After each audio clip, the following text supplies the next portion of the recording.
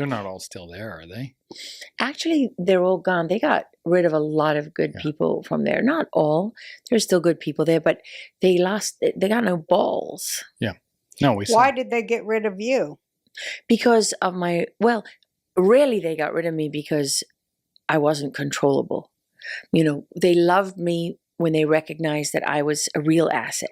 Because number one, I would go to the ends of the earth. No matter what, I could get into places that were impossible for most people. And I wasn't afraid of the things that most people were afraid of. So I would go into Sadr City, which was formerly Saddam City under Saddam, which was run and controlled by the Iranian Shiite militias, who are incredibly violent and dangerous. And no one else wanted to, right? But I could do it, and I could do it and survive it. I had that ability, I think, because I had an angel on my shoulder and the hand of God on me, but also in a practical sense because I had the most profound relationships with the best people I could find.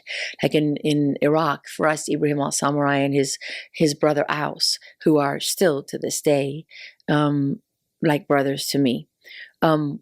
I found people who knew how to do this and who would never betray me. For us, he would rather have died than let somebody take me. So, when you work with people like that, you help to make some of your own luck. And this is a person whose great uncle, united the Sunni and Shia in Iraq every Friday at Friday prayers under Saddam Hussein. So he could move in the Shiite circles, he could move in the Sunni circles, I mean, he was from Samarra in the south. They shut the whole place down when his father died. Thousands and thousands of people at his funeral for days. So I just always found the best people, and I respected them. I listened to them. I argued with them when I needed to, right? I mean, that's what a robust honest relationship is about. I learned from them. And I always knew that if Faraz said to me, Habibti, we can't go to this bombing. Because, after a while, they banned even you being able. I lived in Baghdad for 5 years at the height of the violence. So sometimes they tried to ban you from even getting to cover the violence. So if we could make it in an underground way and get there, he would take me. We would go. And if we couldn't, he would say, not today. And I had to, even though I was, like a racehorse chomping at the bit, just open this frickin' stall and let me go. But I was never stupid or reckless, I listened to the right people. I found the right people, and I made the best decisions I could make. And I never got anyone hurt, never got anyone killed. But what did they say about me? They said, oh, she's reckless, when they decide. Oh, so I was giving you a long answer to why they got rid of me. Essentially, it was because they recognized my strengths, but when they realized they couldn't control me, I was going to report the truth no matter what. Yeah. They had to find a way to get rid of me. Right. That's what happened to me. Exactly. And General Flynn. Yeah. And General Flynn. Yeah, they don't like anybody who might tell people to resist. Or the truth. That's the big one. Was right? that the fire in your belly to report the truth to the people? Was that what it was? Always. But I will tell you this. My mother always said I was born with my bladder behind. She used to say, the problem with you, my girls, you're born with your bladder behind your bloody eyeballs. What does that mean? I would always cry. I had the softest heart. I couldn't bear human suffering. I couldn't bear injustice. And growing up under apartheid, I mean, I saw a lot of the greatness of humanity, and I saw some of the worst. I saw evil, and I saw injustice and suffering, and it broke me even as a little thing. I couldn't, even at Christmas time. Because you're from South Africa, right? Yes. And I just, I couldn't watch someone in a boxing match. Whoever was getting beaten, I would be rooting for the underdog. That was just how I was born. And so, and then I was raised in a very robust house. My family was Irish, Sicilian, South African. And so I had a lot of brothers and sisters. If you didn't speak up in my house, you got crushed. My parents raised us to know who we were, know what we stood for, and speak up.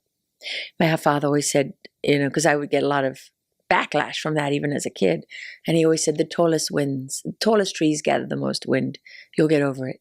But my mother wanted me to toughen up because I really did always have this heart, soft heart. And it's interesting because I'm exactly the same today. Mm-hmm. But you learn how to be tough. I was standing in a Ebola treatment center in Liberia at the height of the worst Ebola epidemic in history. People dying everywhere.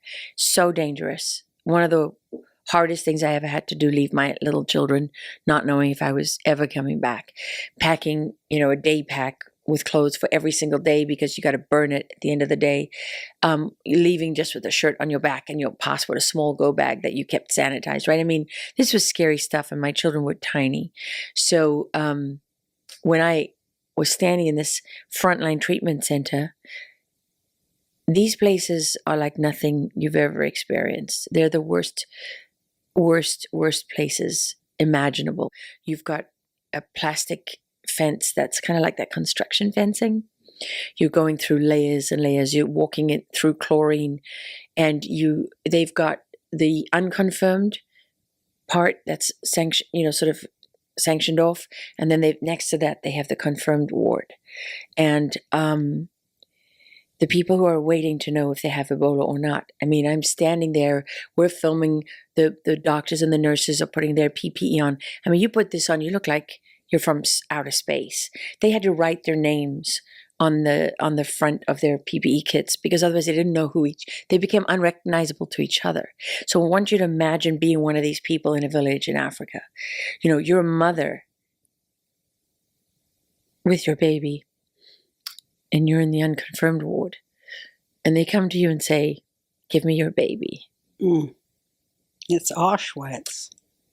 And not only that, this is a silent killer, right? I mean, nobody knows when I say it's not silent at the moment of death. It's terrible. The screams are terrible. But because you're bleeding out of every part of you. And one of the doctors who was actually from Stanford said to me, he said, you can't imagine it. He said, the one thing we run out of here all the time? Because I said, what do you need here? He said, I'll tell you the thing we need more than anything else. I said, what? He said, Valium. I said, why? And he said, because at the moment of death, it's just so unbelievably horrific. And all we can do is pump him full of Valium to make it bearable. But I was there at the unconfirmed ward when they came to tell this woman who was there with her baby that her husband, who was in the confirmed ward, had died. And her pain was just, her screams just like, what they say when you read novels, they write that, the screams sort of rent the air. And that's what it was like. It was just literally like the air had to part way for this terrible grief. And I'm standing there, looking at these children, and I have little children. I just couldn't stop crying. And I thought, you know what? They don't need a bleeding heart, okay? They need their voices to be heard all over the world. That's what you're here for. If you can't take the heat, get out of the goddamn kitchen. So you see